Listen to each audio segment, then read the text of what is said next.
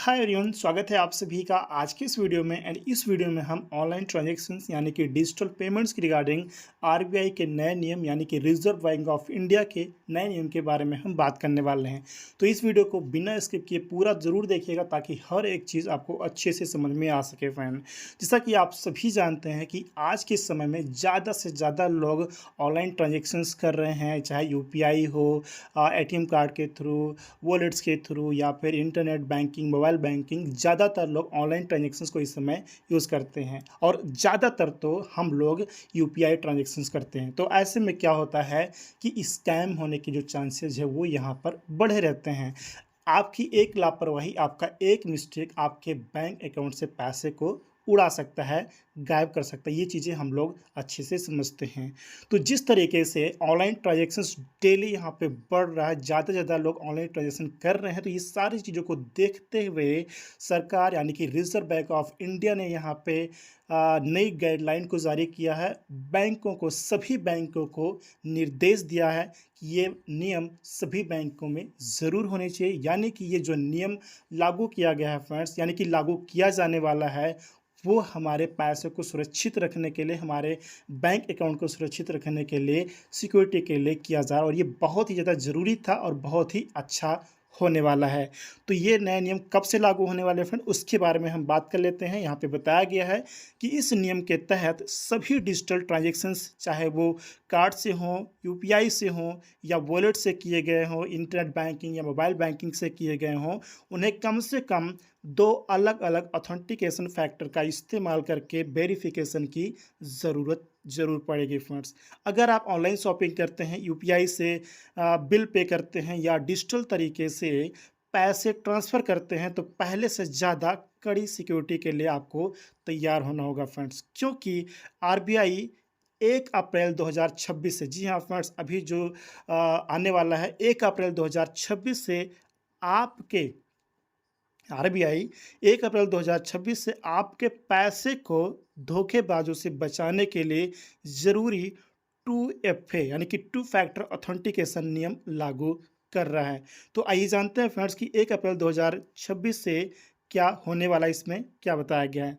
1 अप्रैल से एक बड़ा बदलाव लागू हो रहा है, जहां ऑनलाइन ट्रांजैक्शंस के लिए सिर्फ एक ओटीपी पर निर्भर नहीं रहना होगा। मतलब एक ओटीपी पर निर्भर रहना काफ़ी नहीं होगा। यहाँ पे टू फैक्टर ऑथेंटिकेशन का हमें यहाँ पे यूज़ करना होगा। आरबीआई ने यह ज़रूरी कर दिया है कि अब सभी पेमेंट्स को कम से कम दो अलग अलग एंड इंडिपेंडेंट वेरिफिकेशन फैक्टर का इस्तेमाल करके ऑथेंटिकेट किया जाना चाहिए। तो ऑथेंटिकेशन के क्या-क्या तरीके हो सकते हैं, जैसे कि पासवर्ड, पासफ्रेज, पिन, बायोमेट्रिक जैसे कि फिंगरप्रिंट या फेशियल रिकग्निशन। इसके अलावा बैंकिंग एप्लीकेशन में बनने वाले सॉफ्टवेयर टोकन या फिर हार्डवेयर टोकन जो यूनिक सिक्योरिटी कोड बनाते हैं। इसके अलावा एसएमएस बेस्ड जो ओटीपी है उसको हटाया जा सकता है। आधार बेस्ड ओटीपी अगर ज़रूरत पड़ी तो उसको किया जा सकता है। कहने का मतलब ये है फ्रेंड्स कि हर एक ट्रांजेक्शन्स को सिक्योरिटी की कम से कम 2 लेयर से होकर गुजरना होगा, जिससे बिना इजाज़त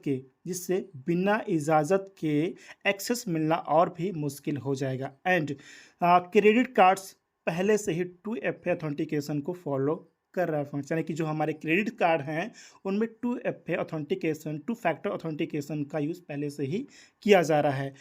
यहाँ पे हम न्यू रूल्स के बारे में बात कर लेते हैं। पहला नियम ये बताया गया है 2FA यानी कि टू फैक्टर ऑथेंटिकेशन, जो कि 1 अप्रैल 2026 से लागू हो रहा है। हर ट्रांजैक्शंस के लिए 2FA यानी कि टू फैक्टर ऑथेंटिकेशन अनिवार्य होगा। हर ट्रांजैक्शन को एक अलग अलग यानी कि 2 अलग अलग ऑथेंटिकेशन से होकर गुजरना होगा। दूसरा नियम में ये बताया गया है कि बैंकिंग ऐप में, जो हमारे बैंकिंग एप्लीकेशन होते हैं, तो उसमें आप स्क्रीनशॉट या स्क्रीन रिकॉर्डिंग नहीं कर पाएंगे, ताकि कोई भी स्कैमर आपका डेटा चुरा ना पाए। होता क्या है, अगर आप स्क्रीनशॉट लेते हैं या स्क्रीन रिकॉर्ड करते हैं, तो ऐसे में स्कैमर एनी डेस्क के माध्यम से आपके चीज़ों को रिकॉर्ड कर लेता है और वहाँ से ओटीपी वगैरह या पिन वगैरह चुरा के आपके साथ स्कैम कर सकता है। तो वो चीज़ भी आप बैंकिंग एप्लीकेशन में नहीं कर पाएंगे 1 अप्रैल 2026 के बाद। तीसरा नियम ये बताया गया है नाइट टाइम ट्रांजेक्शन लॉक, यानी कि रात में आप अपने बैंक के ट्रांजैक्शंस को लॉक कर सकते हैं। ऐसी सुविधा बैंकिंग के यानी कि बैंक के द्वारा हमें प्रोवाइड किया जाएगा फ्रेंड।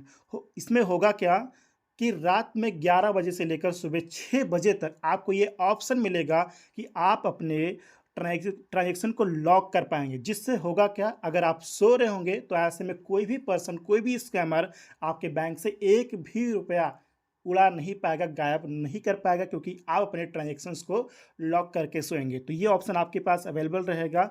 ये आपकी अपनी चॉइस रहेगी कि आप उसको लॉक करते हैं या नहीं करते हैं। चौथा नियम ये बताया गया फ्रॉड एप्लीकेशन के बारे में, यानी कि बाय मिस्टेक अगर आपके मोबाइल फ़ोन में, आपके सिस्टम में कोई फ्रॉड एप्लीकेशन इंस्टॉल हो जाता है, डाउनलोड हो जाता है, तो इसके बाद अगर आप कोई भी पेमेंट करेंगे, ट्रांजैक्शन करेंगे, तो उस एप्लीकेशन के बारे में आपको वार्निंग मिलेगी। वार्निंग लगातार मिलती रहेगी, जिससे कि आप उसको हटा पाएंगे, डिलीट कर पाएंगे फ्रेंड। ये बहुत ही अच्छा यहाँ पे लाया जाने वाला है। इसके अलावा पांचवा नियम ये बताया गया है एसएमएस बेस्ड ओटीपी में बदलाव किया जा रहा है। जी हाँ फ्रेंड्स, एसएमएस बेस्ड ओटीपी में बदलाव किया जा रहा है। होता क्या था कि जब हम मोबाइल बैंकिंग के थ्रू, मोबाइल एप्लीकेशंस के थ्रू, जो हमारे बैंक के मोबाइल एप्लीकेशंस हैं उसके थ्रू जब हम पेमेंट करते थे, तो हमें एसएमएस पर ओटीपी मिलता था, जिसके थ्रू हम अपने पेमेंट को पूरा कर पाते थे, कंप्लीट कर पाते थे। बट यहाँ पर एसएमएस बेस्ड ओटीपी को हटाया गया है और इसके जगह पर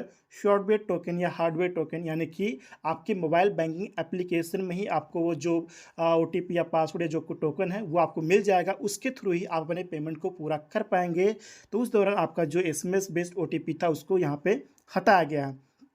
छठवें नियम में ये बताया गया है कि अगर आपका लोकेशन, अगर आपका चेंज होता है, अगर आपका जगह चेंज होता है, अगर आपका डिवाइस चेंज होता है, तो ऐसे ट्रांजैक्शंस के दौरान आपसे सिक्योरिटी के एक्स्ट्रा क्वेश्चंस पूछे जा सकते हैं। बैंक की तरफ से आपको कॉल भी आ सकता है वेरीफाई करने के लिए, वेरिफिकेशन के लिए कि आप ही हैं जो आप अपने अकाउंट के थ्रू पेमेंट कर रहे हैं, ट्रांजैक्शन कर रहे हैं। एंड सातवां नियम ये बताया गया है बिहेवियर बायोमेट्रिक। जी हाँ फ्रेंड्स, अगर आप अपने मोबाइल बैंकिंग एप्लीकेशन को यूज़ कर रहे हैं, ऐसे में टाइपिंग का तरीका, टाइपिंग का स्पीड, सिस्टम को हैंडल करने का तरीका, एप्लीकेशन को यूज़ करने का तरीका, ये सब कुछ पहचाना जाएगा। अगर बैंकिंग एप्लीकेशन को लगता है कि आपके तरीके में बदलाव है, तो वो यहाँ पर एक्शन ले सकता है। आपके पेमेंट को यहाँ पर, मतलब आपका जो पेमेंट अगर कोई यहाँ पे स्कैम करने की कोशिश करेगा आपके एप्लीकेशन के थ्रू, तो वो नहीं कर पाएगा, उसका पेमेंट फेल हो जाएगा।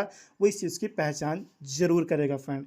एंड आठवां लास्ट नियम है आधार एंड बायोमेट्रिक। जी हाँ फ्रेंड, इसमें बताया गया है कि अगर आप मोबाइल बैंकिंग या इंटरनेट बैंकिंग से मोटी रकम का ट्रांजेक्शन करते हैं, जैसे कि 5 लाख, 10 लाख, 12 लाख, तो उस समय आपसे आधार बेस्ड ऑथेंटिकेशन, जैसे कि फिंगरप्रिंट हो सकता है, फेशियल रिकग्निशन हो सकता है, या फिर आधार लिंक्ड ओटीपी, ये सारा चीज़ यहाँ पे पिन हो सकता है।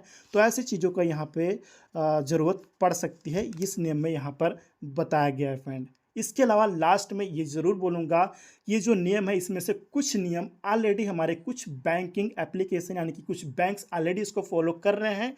2FA ऑथेंटिकेशन को इस्तेमाल किया जा रहा है कुछ एप्लीकेशंस में, कुछ बैंकों के द्वारा। हालांकि ये चीज़ लागू किया गया है, निर्देश दिया गया आरबीआई के द्वारा सभी बैंकों को। तो 1 अप्रैल के बाद हम देख पाएंगे कि लगभग सभी बैंकों में ये नियम लागू हो चुके होंगे, यानी कि 2FA, 2 फैक्टर ऑथेंटिकेशन का जो सिस्टम है वो लागू हो चुका होगा। इसके बावजूद अगर आरबीआई ने जो सभी बैंकों को ये जो निर्देश दिया है, अगर कोई भी बैंक इसको फॉलो नहीं करता है, अगर कोई भी बैंक इसको इसमें लापरवाही करता है, ये सिक्योरिटी प्रोवाइड नहीं करता अपने कस्टमर्स को, अपने यूज़र्स को, और अगर यूज़र्स को वहाँ पर कोई भी नुकसान होता है, कोई फ्रॉड होता है उनके पेमेंट के साथ में, अकाउंट के साथ में, तो इसके ज़िम्मेदार वो बैंक होगा और उस बैंक को मुआवजा देना होगा। फिर से समझाता हूँ फ्रेंड्स, फिर से बोलता हूँ कि अगर कोई भी बैंक इस नियम को फॉलो नहीं करता है, 2 फैक्टर ऑथेंटिकेशन का जो सिस्टम है अगर वो यहाँ पर प्रोवाइड नहीं करता है, ऑथेंटिकेट नहीं करता है, ट्रांजैक्शंस को लापरवाही करता है, तो ऐसे में अगर आपके पैसों के साथ, आपके अकाउंट के साथ कोई भी छेड़खानी होती है, या आपका पैसा गायब होता है, कोई भी दिक्कत होती है, स्कैम होता है आपके साथ, तो ऐसे में इसका जिम्मेदार वो बैंक होगा जिस बैंक में आपका अकाउंट है, और वो बैंक आपका मुआवजा पे करेगा, आपको मुआवजा देगा। ये आरबीआई के न्यू गाइडलाइंस में बताया गया है, निर्देश में बताया गया है। तो ऐसे में क्या होगा फ्रेंड्स कि हर एक बैंक को ये निर्देशन का जो निर्देश दिया गया है इसको फॉलो करना होगा, नए नियम का फॉलो मतलब इसको इसके अनुसार चलना होगा। और जो नए नियम लागू किए जा रहे हैं 1 अप्रैल 2026 से, इसमें बैंक को भी फॉलो करना होगा एंड जो कस्टमर हैं, जो यूज़र हैं, अकाउंट होल्डर्स हैं, उनको भी फॉलो करना होगा ताकि किसी भी तरीके से स्कैम ना हो पाए, कोई भी फ्रॉड आपके पैसों के साथ ना हो पाए। तो ये सारी चीज़ें यहाँ पर की जा रही हैं। तो ये थे फ्रेंड्स कुछ इन्फॉर्मेशन ऑनलाइन ट्रांजैक्शंस की रिगार्डिंग, जो कि भारत सरकार यानी कि RBI reserve bank of India के तहत यहाँ पर सभी बैंकों को निर्देश दिया गया है और 1 अप्रैल 2026 से ये चीज़ें लागू हो रही हैं। लागू होने के बाद हम देखेंगे कि किस तरीके से यहाँ पे बदलाव किया जाए, उसको हम लाइव देख पाएंगे, यानी कि प्रैक्टिकली सारी चीज़ों को हम देख पाएंगे। और उस समय जब हम ऑनलाइन पेमेंट्स कर रहे होंगे तब चीज़ें और भी आसान हो जाएंगी समझने के लिए, देखने के लिए कि चीज़ें कैसे यहाँ पर चल रही हैं। तो ये था फ्रेंड्स ऑनलाइन ट्रांजैक्शंस के रिगार्डिंग कुछ इन्फॉर्मेशन जो कि आरबीआई के द्वारा नया नियम यहाँ पे लागू किया जा रहा है। उम्मीद है कि सारी चीज़ें आपको अच्छे से समझ में आ गई होंगी एंड ये वीडियो भी आपको इन्फॉर्मेटिव ज़रूर लगा होगा। एंड लास्ट में ये ज़रूर बोलूँगा कि अगर आप इस चैनल पर नए हैं तो चैनल को सब्सक्राइब ज़रूर कीजिएगा ताकि हर एक इम्पॉर्टेंट एंड नॉलेजेबल वीडियो आपको सबसे पहले मिल सके और आप अपने फ्रेंड्स के साथ शेयर कर सकें फ्रेंड्स।